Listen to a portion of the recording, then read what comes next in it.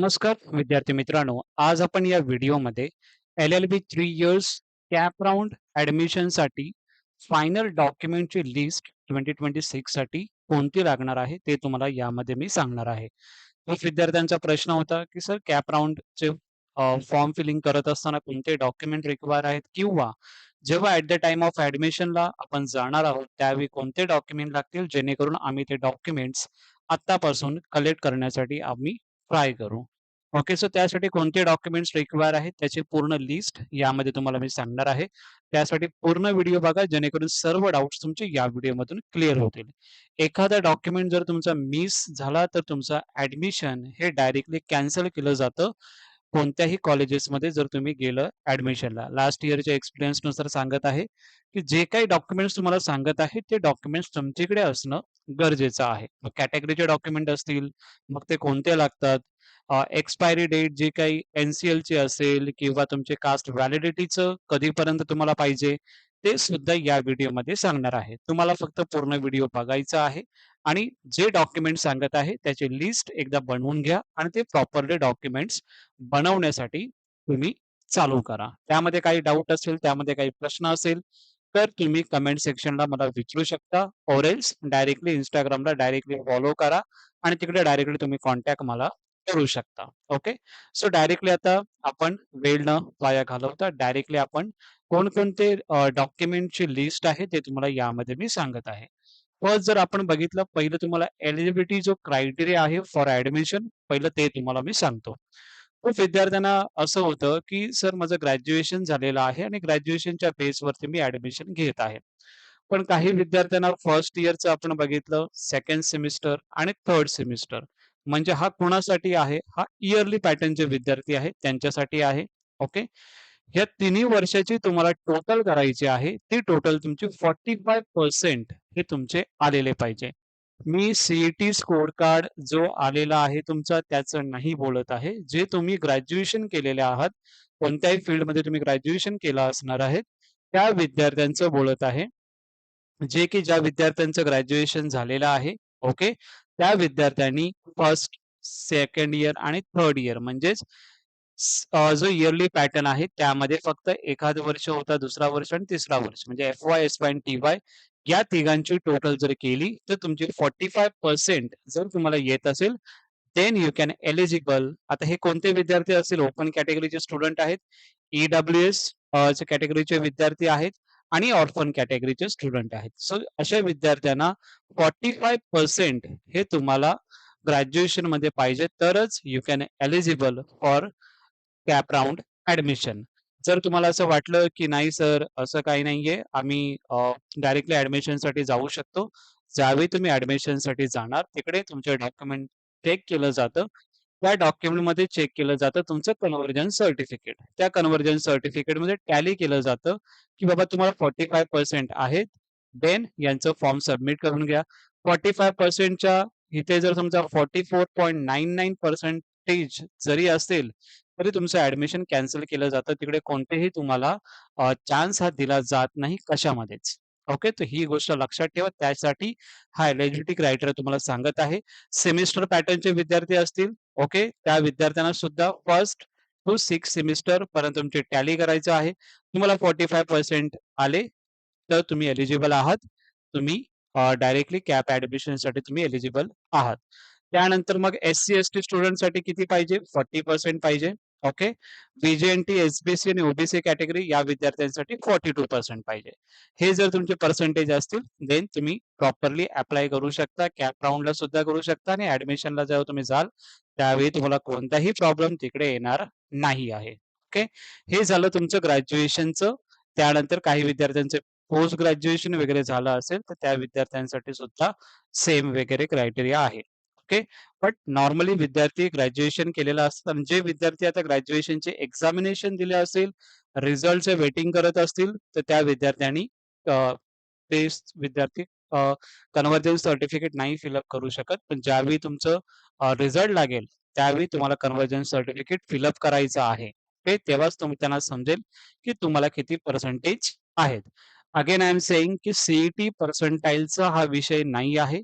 हा फक्त विषय आहे ग्रॅज्युएशनमध्ये तुम्हाला किती पर्सेंटेज पडलेले आहेत, ते first year, second year, third इयरचं टॅली करून तुम्हाला त्यामध्ये सांगायचं आहे. पुढे मी त्याबाबत पुढे इन्फॉर्मेशन देत आहे. सो हे झालं एलिजिबिलिटी क्रायटेरिया.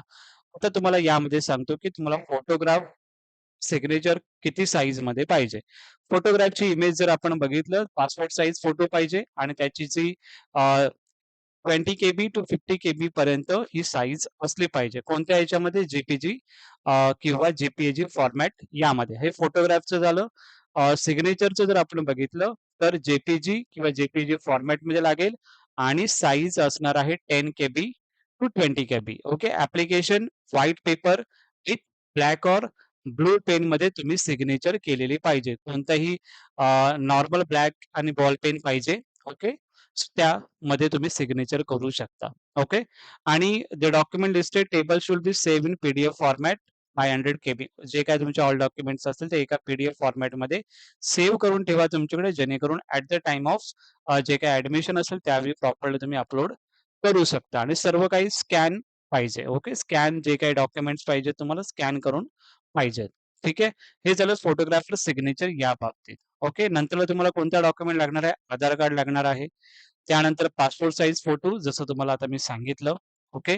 त्यानंतर नेक्स्ट जो डॉक्युमेंट तुम्हाला लागणार आहे 10th marksheet plus board certificate, 12th marksheet plus board certificate. Okay. जे काही डिप्लोमाचे स्टुडंट असतील त्यांचं जे काही डॉक्युमेंट लिस्ट असेल तुमचं मार्कशीट ते तुम्हाला लागणार आहे. त्यानंतर ग्रॅज्युएशनचं जे स्टुडंट आहेत त्यांच्यासाठी सेमिस्टर वाईज जे विद्यार्थ्यांची एक्झाम झाली असेल त्या विद्यार्थ्यांना ऑल सेमिस्टर म्हणजेच first semester to 6th semester पर्यंत तुमचे रिझल्ट पाहिजेत. ओके. एखाद्या विद्यार्थ्याचा रिझल्ट आता अजून आला नसेल तर जेव्हा रिझल्ट लागेल त्यावेळी तुम्हाला ते द्यायचे आहेत. ओके. आणि ज्या विद्यार्थ्यांचा रिझल्ट लागलेला आहे इयरली पॅटर्न समजा असेल तर 3 वर्ष म्हणजे एफ-वाय, एस-वाय आणि टी-वाय यांचं तुम्हाला तिकडे ग्रॅज्युएशनचे सर्टिफिकेट लागणार आहेत. प्लस पोस्ट ग्रॅज्युएशन कोणी केलं असेल, पीजी केलं असेल तर ते डॉक्युमेंट्स सुद्धा तुम्हाला लागणार आहेत. नेक्स्ट डॉक्युमेंट कन्व्हर्जन सर्टिफिकेट बद्दल सांगत आहे. म्हणजेच जे विद्यार्थ्यांचं ग्रॅज्युएशन झालेलं आहे इयरली पॅटर्नमध्ये त्या विद्यार्थ्यांना अशा पद्धतीने कन्व्हर्जन सर्टिफिकेट फिलअप करावी लागते. त्याच्यासाठी प्रॉपरली व्हिडिओ नंतरला तुम्हाला येईल. त्याबाबत काही टेन्शन घेऊ नका. यामध्ये फर्स्ट इयरचे मार्क्स टाकावे लागतात, सेकंड इयरचे मार्क्स टाकावे लागतात, थर्ड इयरचे आणि याची जी टोटल असेल ते इथे टाकावी लागते. आणि जसं मी तुम्हाला सांगितलं पर्सेंटेज काय इम्पॉर्टंट आहेत, कारण की इथे तुम्हाला बघा टोटल जे काही तुमचे मार्क्स आहेत आणि कितीपैकी मार्क्स होते हे तुम्हाला मेन्शन करायचं आहे आणि इथे पर्सेंटेज लिहायचं आहे. म्हणजे 45% असेल देन तुम्ही एलिजिबल आहात कॅप राउंडसाठी. यामध्ये जर कमी पर्सेंटेज असतील 4.9% 99% असतील तरी सुद्धा तुम्ही इथे एलिजिबल नसणार आहे. सीईटीमध्ये 0 पर्सेंटाईल असेल तरी चालेल. पण हे जे ग्रॅज्युएशनचे मार्क्स आहेत यामध्ये तुम्हाला प्रॉपरली मार्क्स असणं गरजेचं आहे. ओके. हे झालं इयरली पॅटर्न.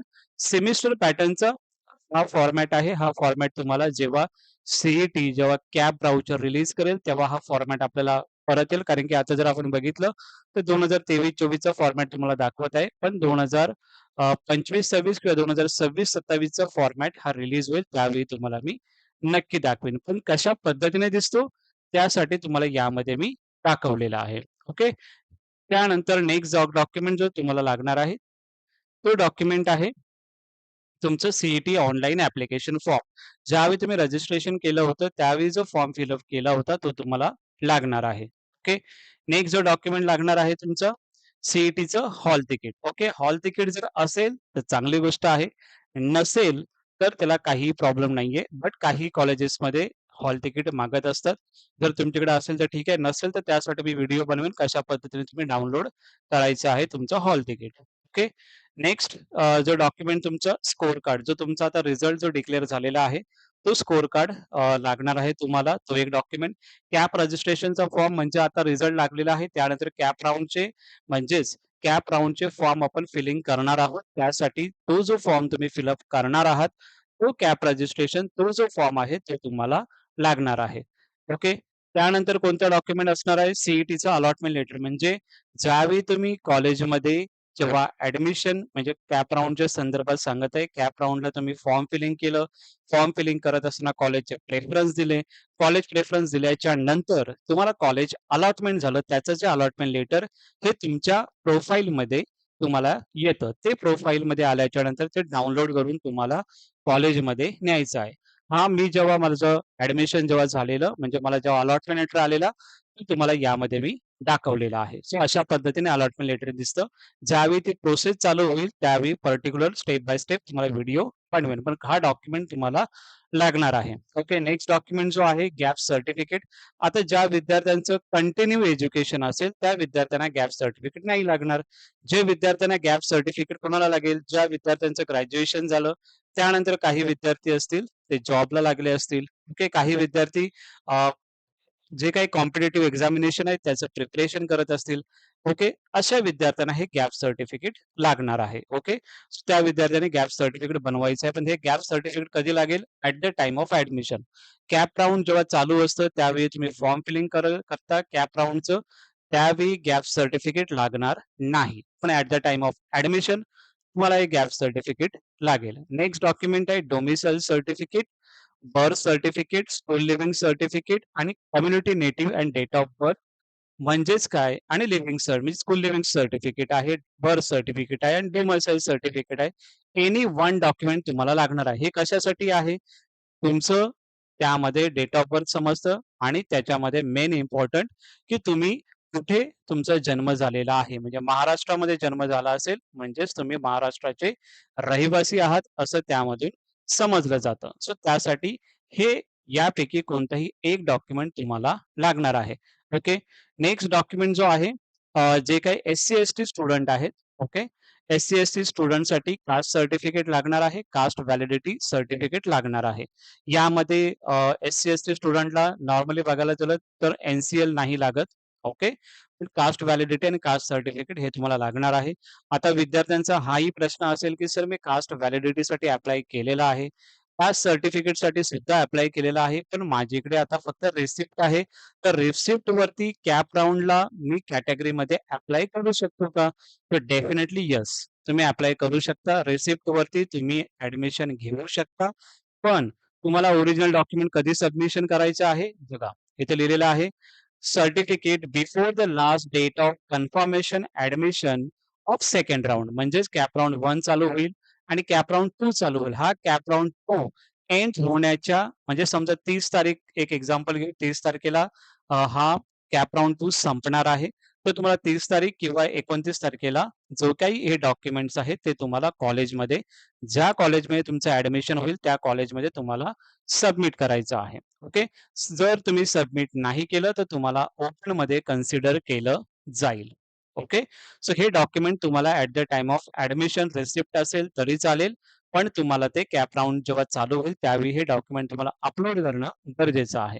नेक्स्ट डॉक्युमेंट जे व्हीजे-एनटी असतील, DT, NTA, NTB, NTC, OBC, SBC okay. त्या विद्यार्थ्यांसाठी caste certificate, caste validity certificate and next document जो आहे non creamy layer certificate NCL up to 31 March 2027 या डेट पर्यंत एलिजिबल व्हॅलिड पाहिजे. म्हणजे 31 मार्च 2027 पर्यंत एनसीएल असेल तुमची, देन हे डॉक्युमेंट तुमचं चालेल. ओके. यामध्ये पण सेम आहे की तुमची जर रिसिप्ट असेल तुम्ही अपलोड करू शकता. पण ऍट द टाइम ऑफ जे काही ऍडमिशन तुमचं सेकंड राउंड पर्यंत असेल तोपर्यंत तुम्हाला ते सबमिट करणं गरजेचं आहे. ओके. रिसिप्टवर ऍडमिशन वगैरे तुमचं होऊन जाईल. त्यामध्ये काही प्रॉब्लेम नाहीये. बट तुम्हाला ते ऍट द टाइम ऑफ जो काही सेकंड राउंड असेल त्यावेळी तुम्हाला ते सबमिशन करावे लागतील original documents. Okay. Next document जर आपण बघितलं लिव्हिंग सर्टिफिकेट, ट्रान्सफर सर्टिफिकेट आणि migration certificate. Okay. Transfer certificate आणि मायग्रेशन जे आउटसाइड स्टुडंट असतील त्या विद्यार्थ्यांना मायग्रेशन सर्टिफिकेट लागणार आहे. समजा काही विद्यार्थी यशवंतराव चव्हाण युनिव्हर्सिटीमधून असतील, YCMU त्यामध्ये मायग्रेशन सर्टिफिकेट हे तुम्हाला दिलं जातं आणि अदर युनिव्हर्सिटी असेल त्यांना मायग्रेशन सर्टिफिकेट लागणार आहे. ओके. लिव्हिंग सर्टिफिकेट ते सुद्धा तुम्हाला ज्या विद्यार्थ्यांना एलिजिबल आहे त्या विद्यार्थ्यांना लागणार आहे. नेक्स्ट डॉक्युमेंट आहे ईडब्ल्यूएस सर्टिफिकेट. या खूप विद्यार्थ्यांचं यामध्ये डाऊट आहे की सर यामध्ये सेंटरचं चालणार आहे का ईडब्ल्यूएस सर्टिफिकेट? इथे लिहिलंय मी स्पष्टपणे. सेंटर सर्टिफिकेट नाही चालणार आहे ईडब्ल्यूएस सर्टिफिकेटचं. ओन्ली महाराष्ट्र कॅन्डिडेट म्हणजे महाराष्ट्र सर्टिफिकेट म्हणजेच काय? महाराष्ट्राचं ईडब्ल्यूएस सर्टिफिकेट जर तुम्ही काढलं असेल, तर ते तुम्हाला चालेल. त्याच्यामध्ये पण 31 मार्च 2027 पर्यंत तुम्हाला त्याची व्हॅलिड असली पाहिजे. ओके. ते जर असेल तर डेफिनेटली तुम्ही ईडब्ल्यूएस सर्टिफिकेट मधून अप्लाय करू शकता. रिसिप्ट असेल तरी सुद्धा तुम्ही अप्लाय करू शकता. ओके. काही विद्यार्थी असतात त्यांचं म्हणजे डिफेन्स सर्टिफिकेट जर असेल तर त्यामधून तुम्ही ऍप्लिकेबल अप्लाय करू शकता. नेक्स्ट जो डॉक्युमेंट आहे पीडब्ल्यूडी मेडिकल सर्टिफिकेट जर असेल तर तुम्ही ते सुद्धा त्यानुसार सुद्धा तुम्ही ऍडमिशन घेऊ शकता. ओके. बट त्याच्यामध्ये सेंट्रल गव्हर्नमेंट कॉम्पिटंट ऑथॉरिटीचं जे काही सर्टिफिकेट आहे ते तुम्हाला गरजेचं आहे पीडब्ल्यूडी कॅन्डिडेटसाठी. एक्स सर्व्हिसमॅन जे काही विद्यार्थी असतील म्हणजे त्यांचे मुलं जे असतील त्यांना defence service authority proforma C आणि फादर अँड मदर जे काही कोण स्टेट ऑफ महाराष्ट्रामध्ये कोण असेल तर त्या विद्यार्थ्यांसाठी हे डॉक्युमेंट रिक्वायरमेंट लागणार आहे. नेक्स्ट डॉक्युमेंट जम्मू काश्मीरचे काही मायग्रंट स्टुडंट असतील तर त्यांना प्रोफॉर्मा जे, प्रोफॉर्मा के आणि प्रोफॉर्मा एल हे लागणार आहे. म्हणजे रिफ्युजी कॅम्पमध्ये जर समजा कोण स्टुडंट असेल तर त्यांना प्रोफॉर्मा के लागेल आणि certificate posting case of defence government servant proforma G आणि certificate stating candidates belong to displace family तर त्यासाठी प्रोफॉर्मा एल लागेल. ओके. नेक्स्ट डॉक्युमेंट तुम्हाला मायनॉरिटीचे विद्यार्थी असतील म्हणजे हिंदी मायनॉरिटी स्टुडंट असतील, सिंधी वगैरे असतील किंवा जैन कम्युनिटी जे काही मायनॉरिटी कॅन्डिडेट्स आहेत त्या विद्यार्थ्यांसाठी त्यांच्या बर्थ सर्टिफिकेटवर ती मायनॉरिटी मेन्शन केलेली पाहिजे आणि प्लेस ऑफ बर्थ हा तुमचा महाराष्ट्राचा असला पाहिजे. Then you can eligible for मायनॉरिटीचं जे काही रिझर्वेशन आहे ते तुम्हाला भेटू शकतं. ओके. ज्यामध्ये डिक्लेरेशन आहे लिंग्विस्टिक मायनॉरिटी म्हणजे जे लँग्वेजच्या बेसवर जे काही मायनॉरिटी आहेत कम्युनिटी त्यांना सुद्धा लँग्वेजच्या बेसवर म्हणजे समजा मुस्लिम आहे ओके तर त्या मायनॉरिटी म्हणजे लिंग्विस्टिक या रिलिजियसच्या बेनिफिट ते घेऊ शकतात. ओके. आणि ते जर डॉक्युमेंट असेल तर ऑर मध्ये दिलेलं आहे तुम्हाला लिव्हिंग सर्टिफिकेट आणि त्यामध्ये रिलिजन हे मदर टंग तुम्हाला मेन्शन केलेलं असलं पाहिजे लिव्हिंग सर्टिफिकेटवर. ओके. सो हे डॉक्युमेंट्स तुम्हाला लागणार आहेत. हे इम्पॉर्टंट डॉक्युमेंट्स आहेत जे की तुम्हाला मी दिलेले आहे. Okay. At the time of admission तुम्हाला कोणताही प्रॉब्लेम नाही व्हायला पाहिजे त्यासाठी सर्व डॉक्युमेंटची चेकलिस्ट ही तुम्हाला दिलेली आहे.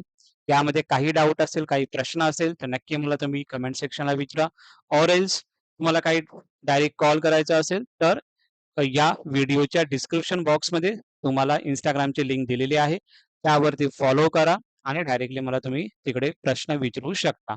तुम्हाला जर हा व्हिडिओ आवडला असेल तर नक्की याला लाईक करण्याचा प्रयत्न करा आणि हाईप हे नवीन ऑप्शन चालू झालेलं आहे.